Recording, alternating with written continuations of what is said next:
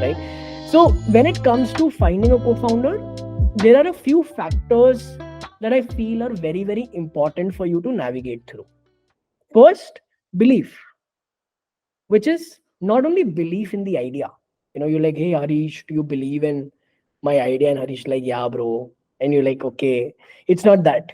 It's belief in the founder, your co founder. Do you guys trust each other?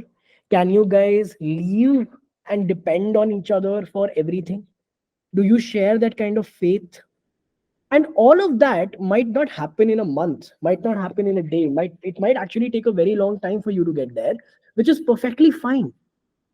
But that trust, that faith needs to be there before you decide to make somebody a co-founder, right? So that is the idea.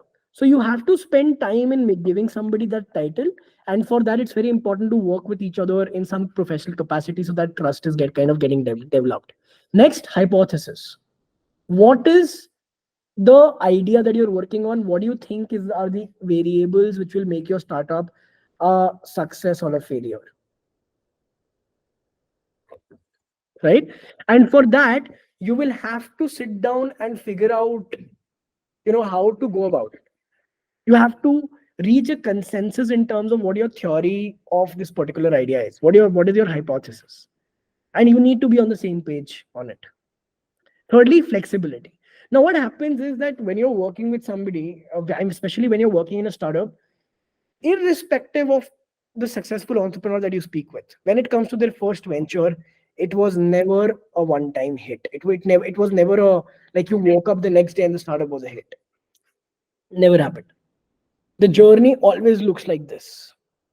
It is going up, but there you can't see that you're actually going up and down and the overall trajectory is going up. You don't see it.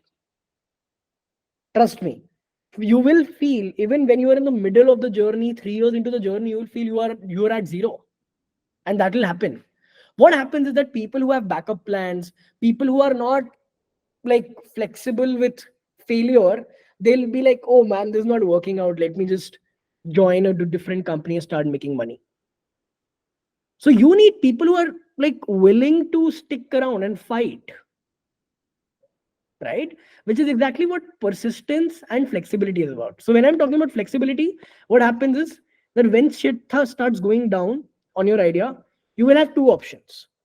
A, you can continue working on the same idea. B, alter your idea a little bit to make it work. Now, I'm not saying that every time you face a setback, you are changing your idea.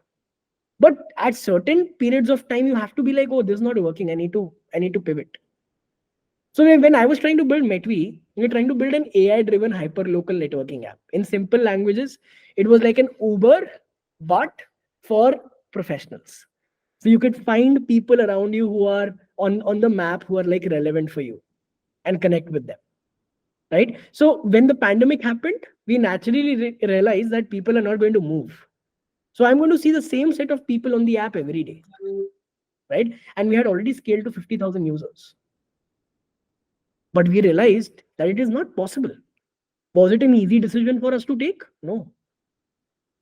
But did we take that decision anyway? Yes. That right now we need to put this on hold.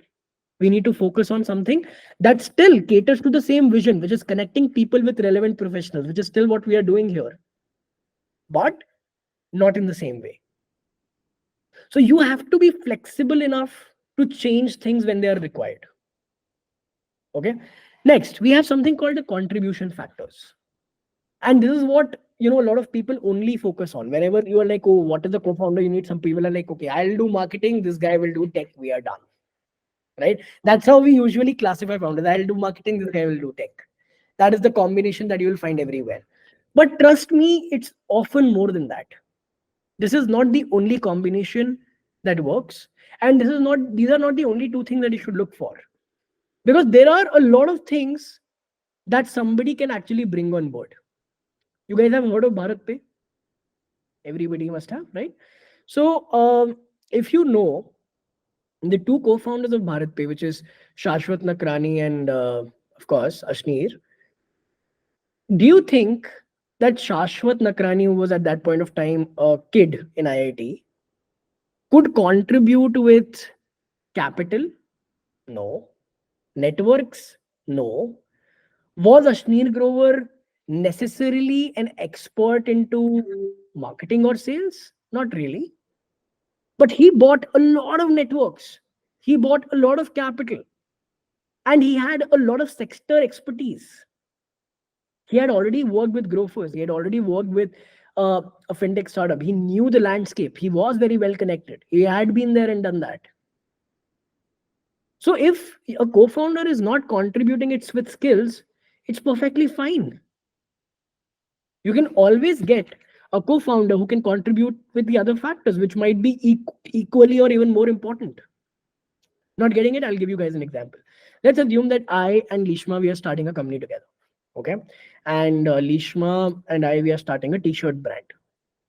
Now, I have previously worked with, I don't know marketing, I don't know tech. Lishma knows how to make good t-shirts. But I am super fucking rich. I come in with $1 million investment into Lishma's company. Can Lishma and I hire people who are good at this? Yes. Right? Or what if I don't come with $1 million in capital?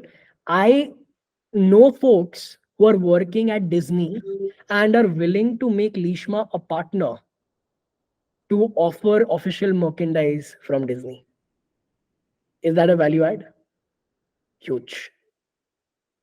So what you need to do is whenever you're looking for a co-founder, don't be like, oh, you don't know how to code, you can't be a co-founder. Oh, you don't know how to sell, you can't be a co-founder.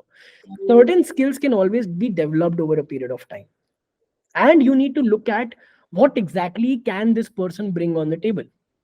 And these are the factors that you can see on the left: capital, time, networks, tech skills, non-tech skills, and sector expertise.